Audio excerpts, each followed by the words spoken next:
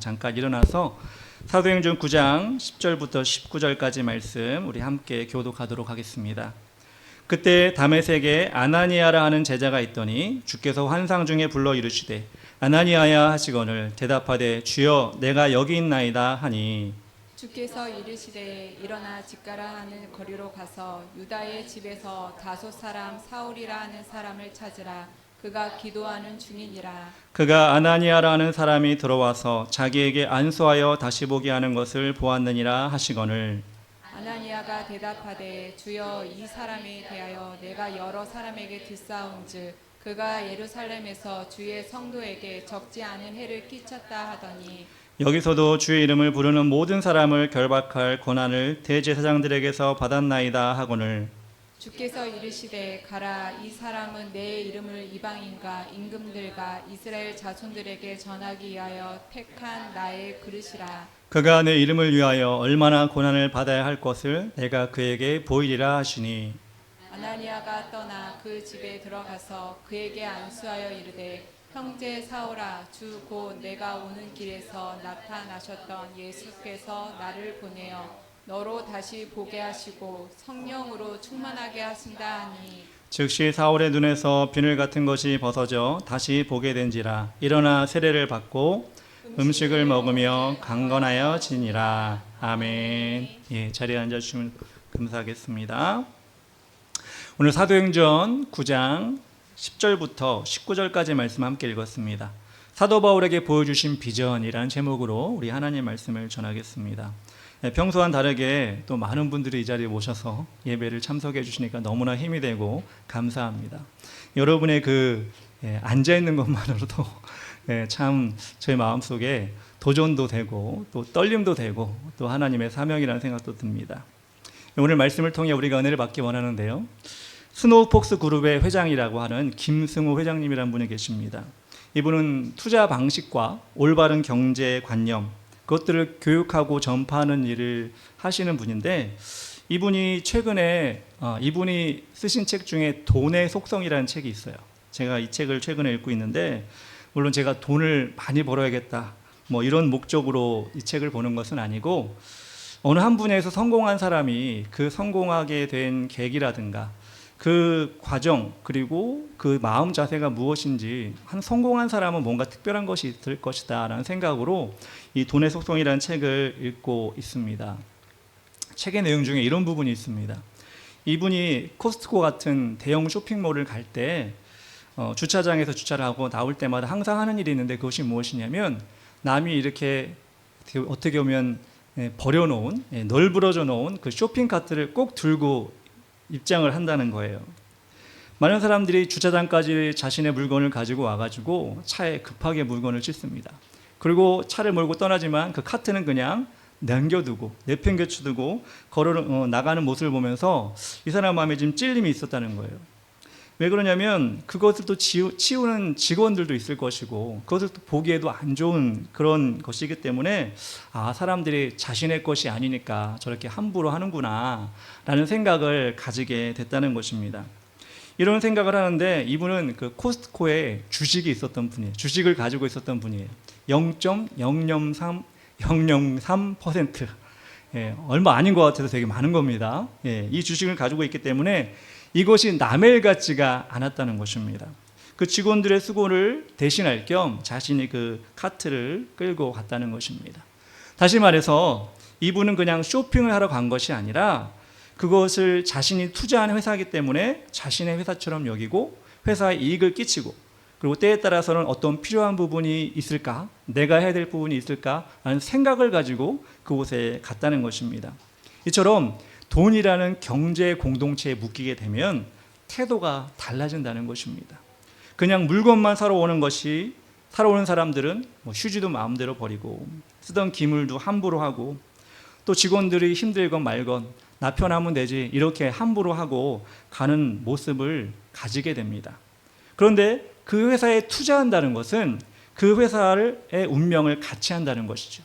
즉 그 회사와 가족으로 엮여지기 때문에 직원들을 대하는 태도도 달라지고 물건을 살 때도 다른 마음, 이거는 더 싸네, 이거 좀 알려주면 좋겠네, 뭐 이런 마음을 가지고 그 회사, 그 자기가 투자한 곳에 마음을 둔다는 것입니다. 이렇게 하니 이렇게 자연스럽게 마음 공동체가 되다 보니까 돈도 그렇게 자연스럽게 들어오더라는 것입니다. 여러분은 어떤 곳에 마음을 두고 어떤 관계를 중요하게 여기고 살아가고 있습니까? 그리고 그것을 통해 어떤 것을 얻고 계십니까? 우리는 성도로서 우리 하나님께서 우리에게 주신 은혜와 사랑 속에서 하나님과 또 우리 지체들에게 주신 신앙의 생활을 함께함을 통해서 우리는 은혜뿐만 아니라 사랑을 체험하는 것이 첫 번째가 되어야 될 줄 믿습니다. 세상의 관점에서 돈이 되고 이익이 되는 것이 아니라 우리의 영혼을 살리고 믿음을 세우는 것이 우리에겐 더 중요하기 때문입니다. 지난주부터 우리는 사도 바울의 전도 여행에 대해서 여정을 알아보고 있습니다.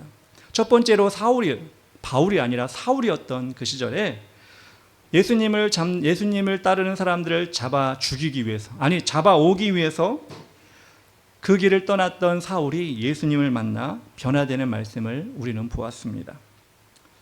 하나님께서는 이렇게 영적인 변화를 통해, 즉 영적인 눈이 다시 새로워지고 예수님의 음성을 듣고 비록 고통의 시간이지만 자신의 무능력함을 깨닫는 사울이 그 깨닫는 시간을 갖게 함을 통해서 한 사람을 변화시키고 위대한 사람으로 만든다는 것을 우리는 알게 되었습니다. 자기 자신이 잘나고 부족한 것이 없다고 생각하는 사람은 하나님을 만날 수가 없습니다. 하나님의 그 위대하심과 전능하심을 우리 영혼, 육이 온전히 경험할 때 나 자신은 없어지고 예수님이 베풀어 주신 그 은혜가 내 심령 가운데, 내 삶 가운데 남게 되는 것입니다. 그럴 때 우리는 진정한 예배자가 되는 것입니다. 오늘은 두 번째 시간으로 사도 바울이 회심에 그치지 않고 하나님께서 일을 맡겨주시는 이기 위해서 그 사울이 사도 바울로 그릇이 빚어지는 그 과정을 우리는 보기를 원합니다. 특별히 하나님께서는 그 과정 가운데 비전을 허락하여 주셨습니다. 어떤 비전을 허락하여 주셨느냐? 첫 번째로 하나님을 함께 믿는 동역자를 세워주신 것입니다. 10절과 11절에 이렇게 나왔습니다. 그때 다메섹이 아나니아라는 제자가 있더니 주께서 환상 중에 불러 이르시되 아나니아야 하시거늘 대답하되 주여 내가 여기 있나이다 하니 11절에 주께서 이르시되 일어나 직가라 하는 거리로 가서 유다의 집에서 다섯 사람 사울이라는 사람을 찾으라 그가 기도하는 중이니라. 사울이 다메섹을 가다가 예수님을 만나게 되었는데 다메섹으로 가려고 하는 이유는 무엇이었습니까? 예수 믿는 사람을 잡아오려고 하기 위함이었습니다. 그런데 예수님은 다메섹에 있는 신실한 성도인 아나니아에게 사울에게 가서 그를 위해 기도해 주라고 명령하고 있는 것입니다. 어떻게 보면 사울의 입장에서 아나니아는 원수 같은 사람이죠. 왜냐하면 잡아야 되기 때문에. 또 아나니아 입장은 어떻죠? 자신을 잡으러 온 사람이기 때문에 만나서는 안 되는 사람입니다. 또한 원수 같은 사람이었습니다. 서로 만나면 안 되는, 잘못된 만남이 있어서는 안 되는 사람들이었습니다. 그런데 예수님은 그런 아나니아에게 사울을 찾아가서 위하여 기도해 주라는 것입니다. 일부러 찾아가라. 만나면 안 되는데 일부러 찾아가서 기도해 주라고 하는 것입니다. 그러자 아나니아가 예수님께 묻습니다. 13절 14절에 이렇게 나옵니다. 아나니아가 대답하되 주여 이 사람에 대하여 내가 여러 사람에게 듣사온즉 그가 예루살렘에서 주의 성도에게 적지 않은 해를 끼쳤다 하더니 14절에 여기서도 주의 이름을 부르는 모든 사람을 결박할 권한을 대제사장들에게 받았나이다 하거늘. 예수님은 아나니아에게 절대 만나서는 안 될 사람 사울을 일부러 찾아가라고 하십니다. 그리고 그 끝이 아니라 기도까지 해주라고 하시는 것입니다. 그렇다고 사울은 그 일이 좋았을까요? 아나니아란 예수 믿는 사람이 자신을 위해 기도해 주는 게 좋았을까요? 사실 그런 것도 아니었어요. 자신을 잡으려고 했던 어찌 보면 죄인이었던 그 사람이 찾아와서 기도를 해주는 것이 평소 같았으면 달갑지 않았을 것입니다. 그런데 예수님이 아나니아에게 말씀하십니다. 12절과 15절에 나옵니다. 그가 아나니아라는 사람이 들어와서 자기에게 안수하여 보게 하는 것을 보았느니라 하시거늘. 15절에 주께서 이르시되 가라 이 사람은 내 이름을 이방인과 임금들과 이스라엘 자손들에게 전하기 위하여 택한 나의 그릇이라.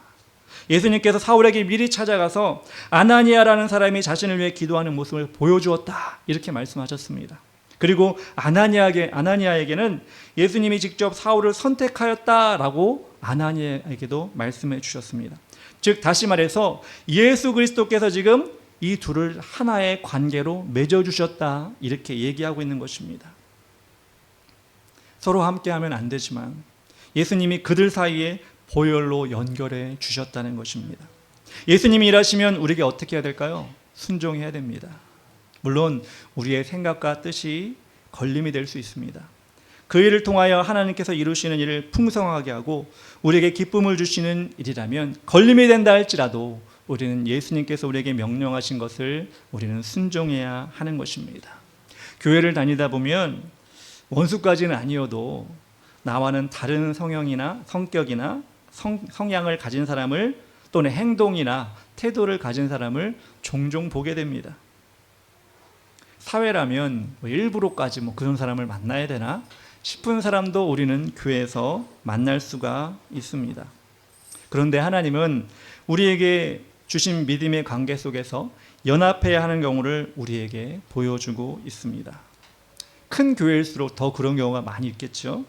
그런데 오늘 말씀에서 아나니아도 사울도 그 만남을 통하여 놀라운 일을 경험하게 된 것은 하나님도 우리에게도 그런 만남을 때로는 주실 수 있다는 것을 우리는 알아야 한다는 것입니다. 제가 예전에 CCC 대학생활 때 CCC에서 기도순장으로 봉사했다는 것을 말씀드린 적이 있습니다. 그 기도순장의 가장 큰 직무는 아침 8시에 학교에 가서 큐티 모임을 인도하는 것이었습니다. 기도순장이 저 혼자는 아니었고 한 친구가 더 있었습니다. 동기인 친구가 있었는데 둘이 같이 가서 그 기도 모임을 인도하는 것이었습니다. 그런데 불행히도 이 친구가 저와는 성향이 좀 달라요. 그런 거 있지 않습니까, 여러분?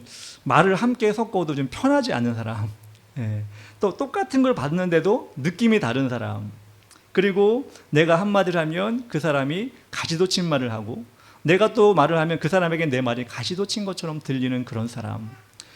그렇다고 제가 옳고 그 사람이 틀린 건 아니에요. 또 그 사람 입장에서 그 사람은 옳고 내가 틀린 건 아닌데 이상스럽게 뭔가 걸림이 되는 그런 사람이 있죠. 근데 어떻게 하나님께서는 기도순장 둘을 세웠는데 그 친구와 저를 세운 거예요. 그래서 아침마다 큐티 모임을 번갈아 가면서 인도하고 그렇게 아침마다 말씀을 묵상하고 기도를 하는데 어떻겠어요, 여러분들? 처음에는 좋게 하다가 나중에는 점점 뭐가 어긋나는 거예요. 야, 이거 이렇게 빨리 끝내야지, 왜 이렇게 빨리 끝내? 아니면 너 이거 더 기도해야지, 왜 기도 안 해? 아무것도 아닐 가지고 틱틱 하다 보니까 서로가 감정이 상하는 겁니다. 물론 둘이 하나님 믿지 않는 게 아니에요. 다 믿어요. 하나님 열심히 믿어요. 근데 그런 트러블이 자꾸 생기다 보니까 때로는 말씀을 보다가도 감정이 상하기도 하고, 때로는 기도하다가도 에이 안 해 이러기도 하고, 이런 것이 있습니다. 근데 또 믿는 사람이라 또 그렇게 끝낼 수가 없잖아요. 또 둘이 끝나고 나서는 서로 사과하고 회개 기도를 서로 합니다. 그리고 돌아갑니다. 수업 듣고 또 다음 날 만나면 또 몇 주 있다가 또 그런 일이 생기는 거예요. 이거는 하나님이 우리를 엮어주신 게 맞는가? 우리가 이렇게 같이 묵상을 하는 게 맞는가? 라는 생각을 하면서 1년이 지났어요. 1년이 지나고 저도 군대를 가고 그 친구도 이제 군대를 가게 된 것입니다.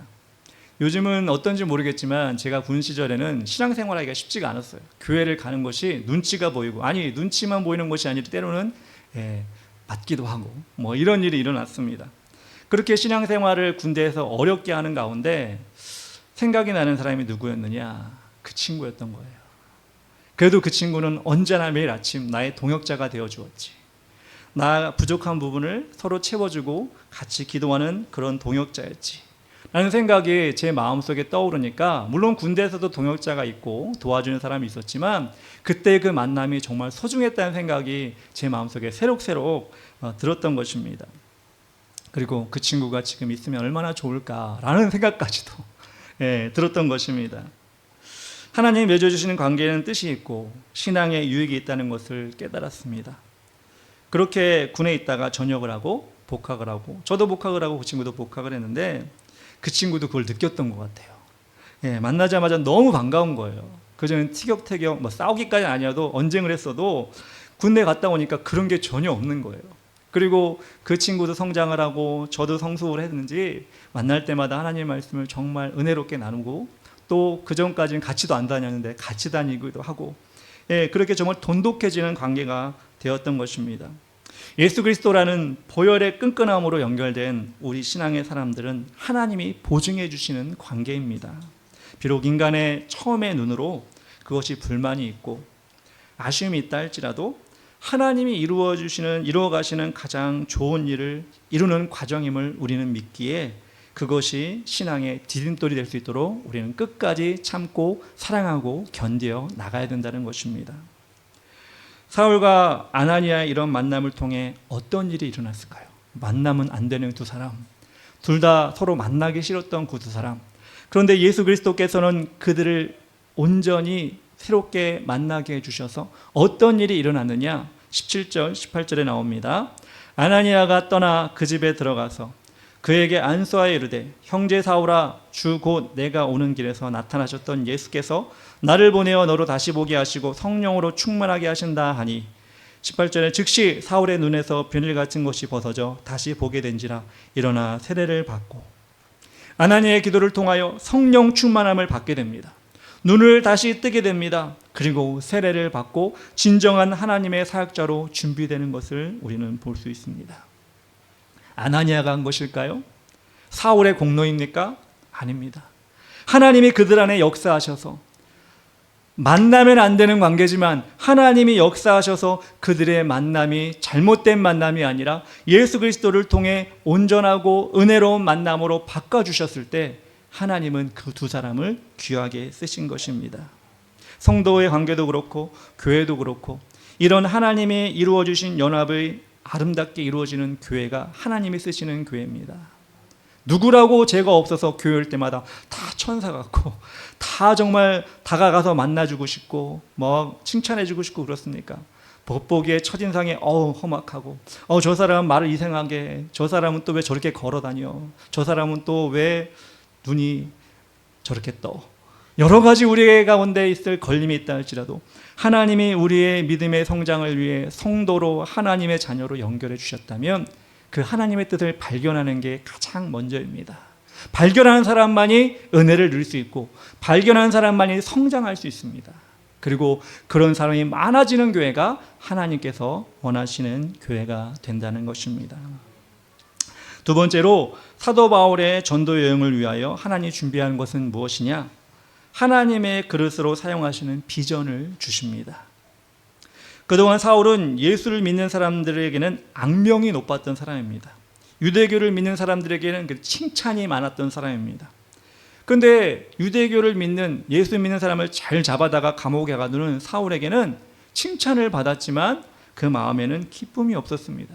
여러분 지난주에도 말씀드렸지만 마음에 악이 가득한 사람, 분노가 가득한 사람, 누구를 잡아야지, 누구를 잡아서 빨리 보내야지, 감옥에 가둬야지 하고 이런 마음을 평소에 품는 사람이 여러분 마음이 평안하겠습니까?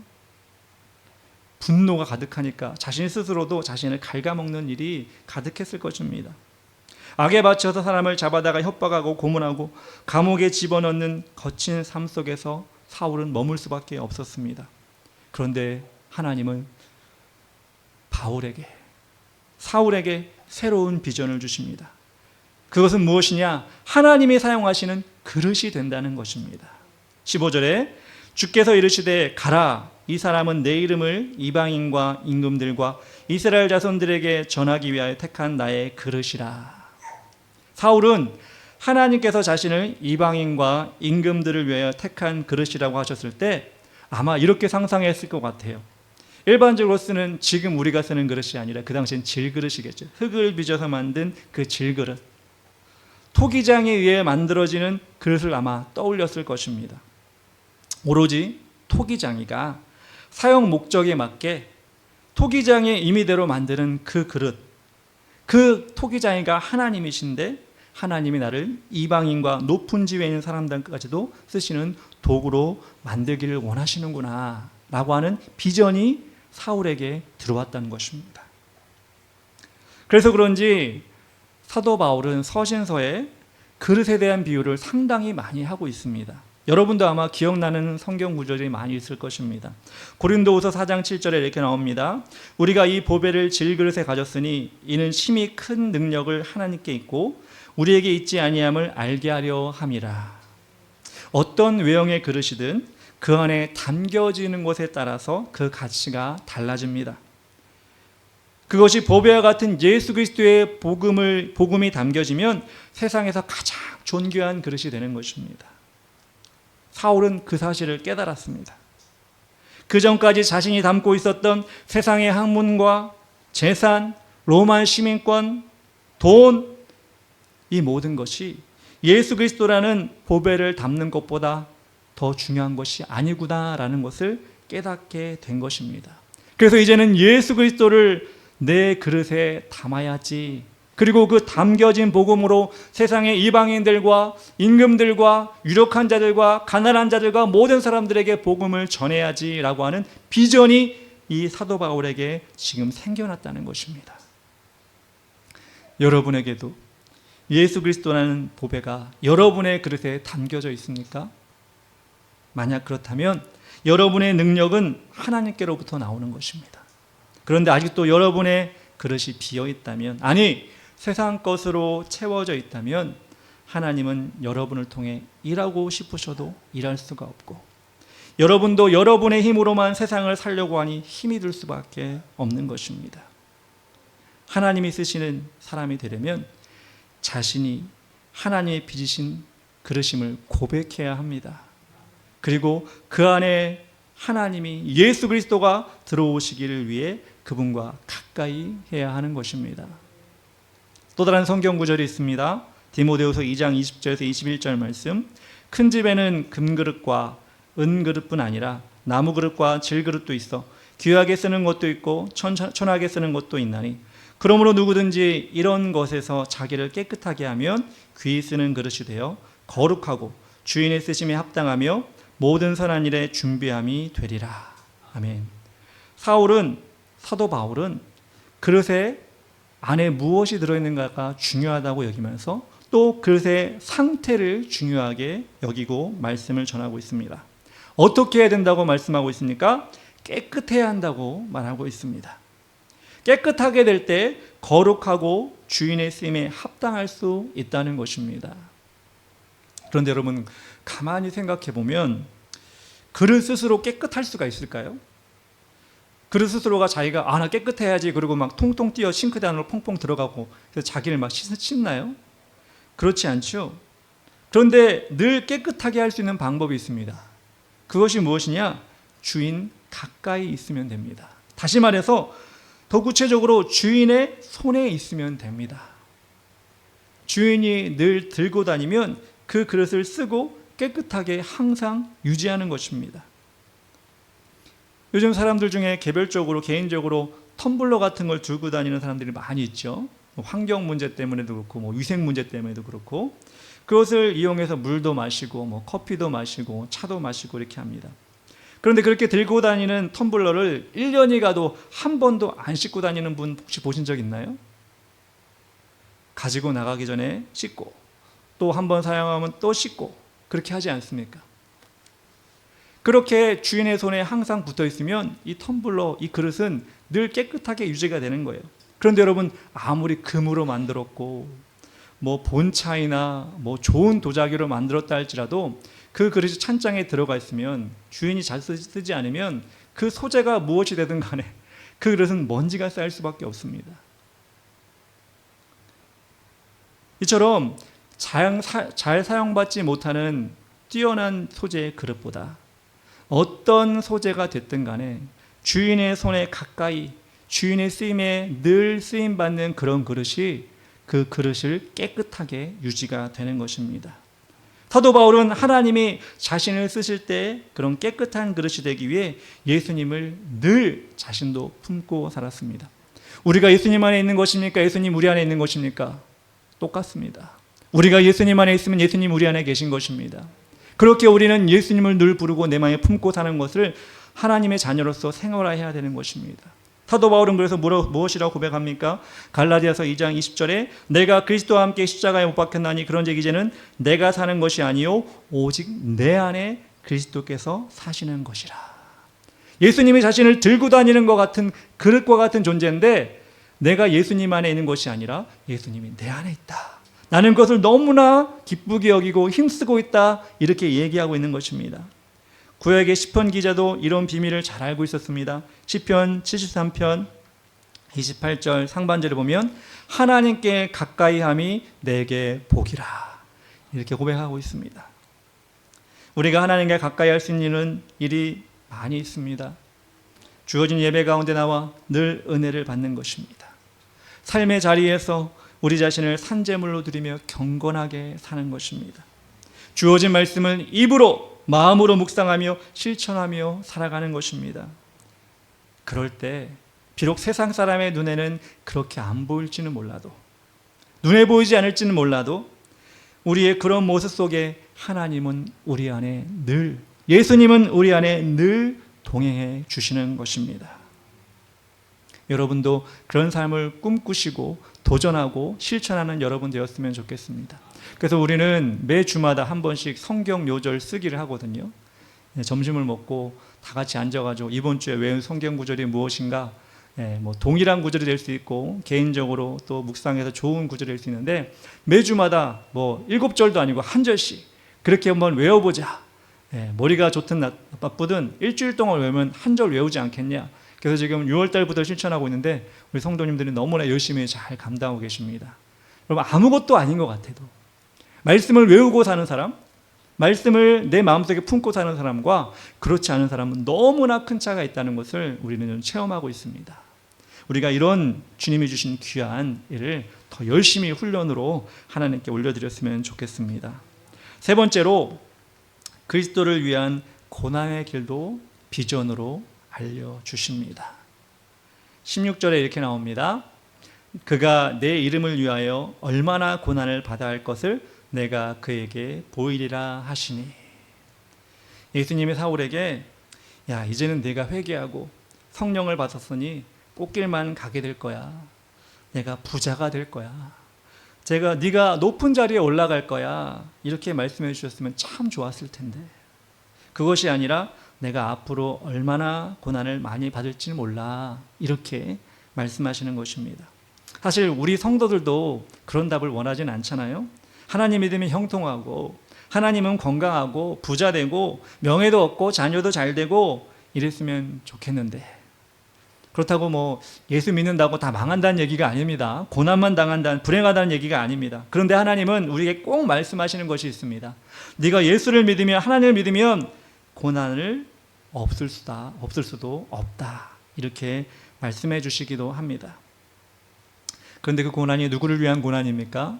여러분 스스로 만들어낸 고난입니까? 내가 투자를 잘못해가지고 내가 빚을 졌네. 내가 뭘 실수해가지고 어떤 손해를 받네. 이게 고난이 아니라 예수 그리스도의 이름을 위하여 받는 고난이라고 말씀하고 있습니다.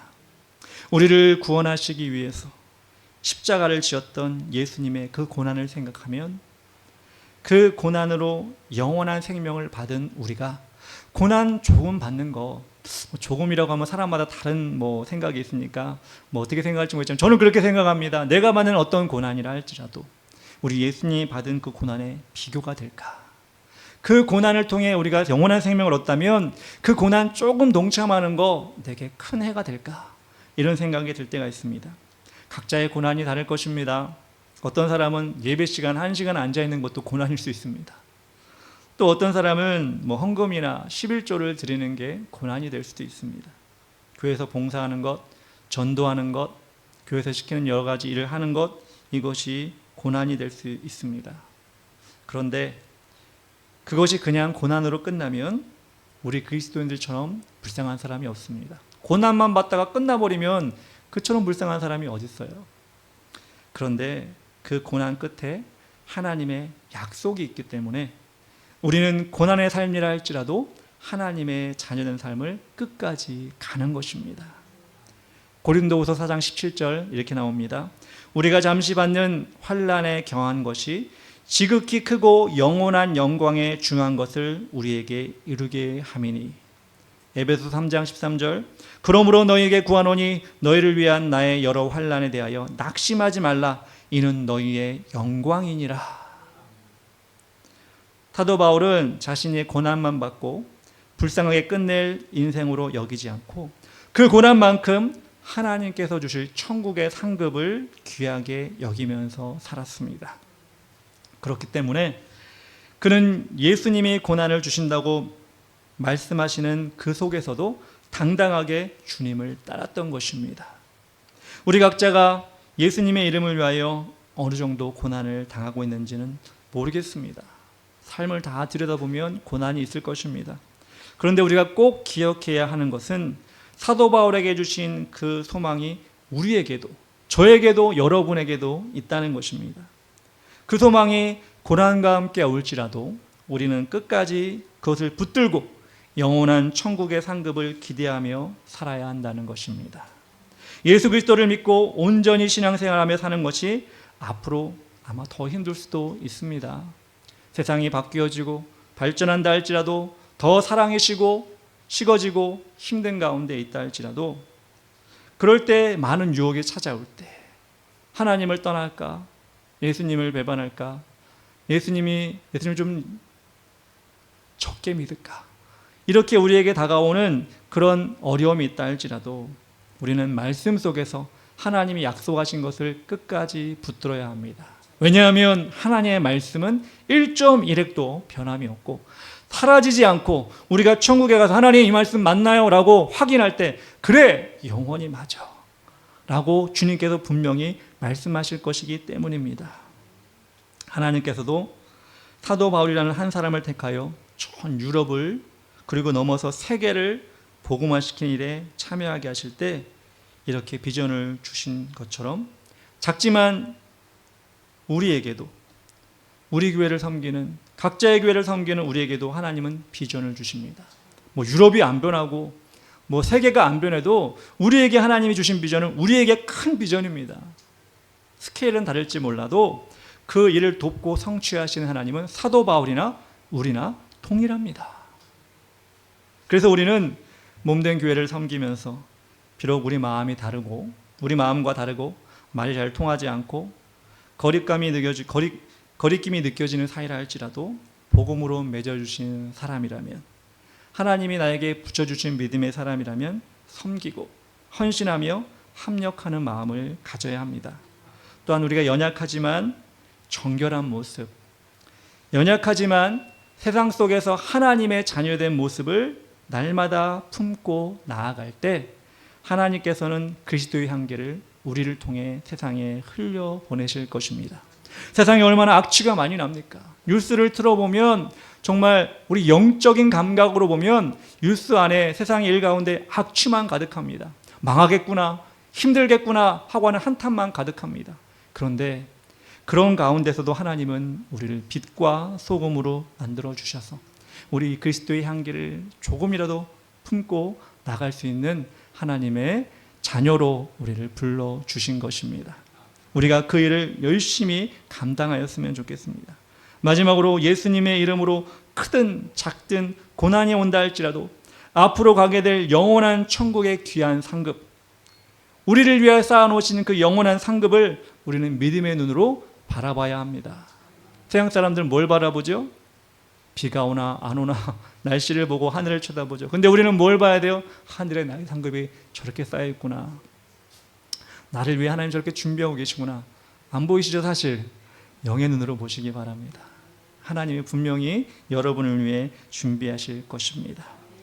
사도 바울의 이런 시작이 우리의 시작이 되었으면 좋겠습니다. 우리 모두 주님을 섬기고 우리의 살아가는 이 신앙의 길이 절대 후회가 없이 온전한 기쁨과 영광의 길이라는 것을 여러분 확신을 가지고 내가 예수 믿는 것이, 내가 하나님 믿는 것이 절대로 후회함이 없습니다. 날마다 이렇게 고백하며 승리하며 나가는 여러분 되었으면 좋겠습니다. 우리 시간 다 같이 찬양하며 기도하기 원하는데요, 이 시간 나는 주를 섬기는 것에 후회가 없습니다. 이 찬양 고백을 통해 여러분 신앙을 다시 한번 들어봤으면 좋겠습니다.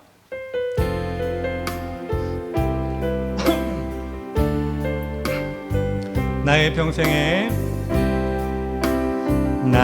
평생에 가장 복된 일은 내가 예수님을 만난 것이라. 나의 평생에 가장 잘한 일은 내가 예수님을 주로 섬긴 것이라. 이 세상 살 동안 내가 걷는 길이 때론 험하여서 넘어질 때도 주의 강한 손이 나를 붙드시니 나는 예수님만 주로 섬기며 살리. 나는 주를 섬기는 것에 후회가 없습니다. 내가 걸어온 모든 시간 다 주의 은혜니 내가 걸어갈 모든 날도 주만 섬기며 살리. 오직 예수 이름 부르며 살아가리라. 다시 한번 나의 평생에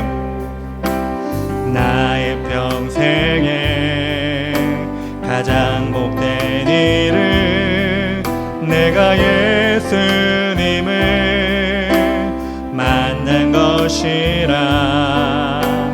나의 평생에 가장 잘한 일은 내가 예수님을 주로 섬긴 것이라. 이 세상 살 동안 내가 걷는 길이 때론 험하여서 넘어질 때도 주의 강한 손이 나를 붙드시니 내가 예수님만 주로 섬기며 살리. 나는 주를 섬기는 것에 후회가 없습니다. 내가 걸어온 모든 시간 다 주의 은혜니 내가 걸어갈 모든 날도 주만 섬기며 살리. 오직 예수 이름 부르며 살아가리라. 나는 주를 섬기는 것에 후회가 없습니다. 내가 걸어온 모든 시간 다 주의 은혜니 내가 걸어갈 모든 날도 주만 섬기며 살리. 오직 예수 이름 부르며 살아가리라. 이것이 나의 간증이요. 아멘. 이것이 나의 찬송일세. 나 사는 동안 끊임없이 그 주를 찬송. 이것이 나의 간증이요. 고백합시다. 이것이 나의 간증이요. 아멘. 이것이 나의 찬송일세. 나 사는 동안 끊임없이 그 주를 찬송. 우리 마지막으로 고백할 때 다 같이 일어나서 이것이 나의 간증이요. 이것이 나의 찬송일세. 나 사는 동안 끊임없이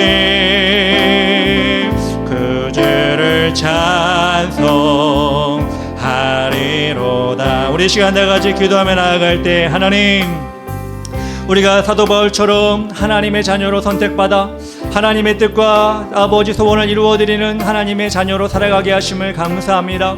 이 시간 기도하며 나아갈 때 사도 바울에게 주신 그 비전을 우리에게 도락하여 주시옵소서. 하나님, 주의 자녀로 묶어주신 아버지 하나님, 교회 가운데, 공동체 가운데 끝까지 견디며 참고 섬기며 나아갈 수 있도록 인도하여 주시옵소서. 또한 아버지, 우리의 그릇이 하나님께 주신, 하나님께 세우신 만드신 그릇임을 고백하며 우리 자신을 깨끗해 하기 위해 하나님께 늘 가까이 갈 수 있도록 인도하여 주시옵소서. 또한 아버지 하나님, 고난이 온다 할지라도 주님이 주시는 영원한 천국의 소망을, 그 영광을 바라보며 우리가 지치지 아니하고 힘들지 아니하고 주님만 바라보고 나아갈 수 있도록 인도하여 주시옵소서. 앞으로도 힘든 상황과 어려움이 있다 할지라도 우리 하나님 안 붙들고 하노니 믿음이 되게 하여 주시옵소서. 주의 이름 부르며 다같이 기도하며 나아가겠습니다.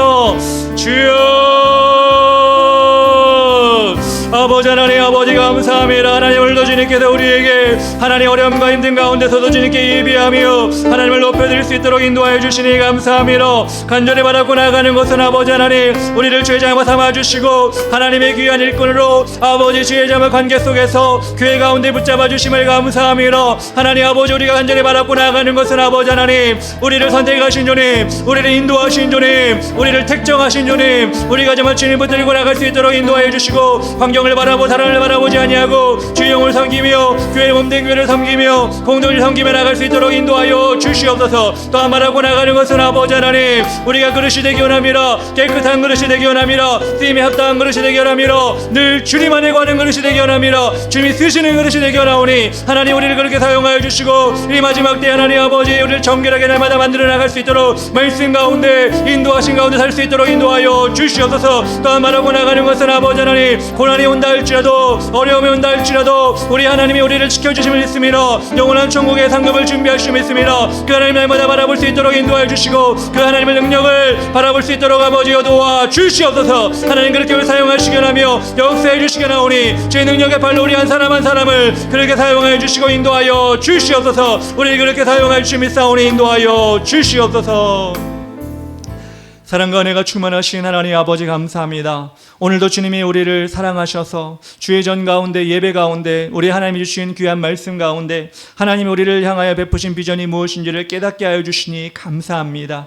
하나님 아버지, 우리가 인간적인 생각으로 또한 하나님께 주신 여러 가지 환경과 또한 아버지 조건과 이 모든 것을 아버지 인간적인 생각으로 개수할 때가 있지 않습니까? 또한 멀리하고 피하고 하나님 아버지 하나님 뜻을 하나님 우리가 무시할 때가 있지 않았습니까? 용서하여 주시옵소서. 주신 몸된 교회 가운데, 관계 가운데, 성도들 가운데, 지체 가운데 우리가 더욱더 하나님의 뜻을 이루며 나갈 수 있도록 도와주시옵소서. 아름다운 그릇이 되기 원합니다. 아름다운 그릇은 멋지고 잘생긴 그릇이 아니라 깨끗한 그릇이며 하나님 늘 쓰시는, 가져다니는 그릇이 될 줄 믿사오니 우리가 그렇게 세상 속에 쓰임받을 수 있도록 인도하여 주시옵소서. 고난이 온다 할지라도, 어려움이 온다 할지라도 우리 예수 그리스도의 아버지 고난에 아버지 동참하는 마음으로, 아버지 고난에 아버지 경한 것으로 아버지 하나님 영광에 중한 것을 모두 이기며 나갈 수 있도록 인도하여 주시옵소서. 그렇게 우리가 정말 하나님 나라 가는 그날까지 주의 길을 열심히 감당할 수 있는 주의 길을 가는 교회 성도들, 또한 아버지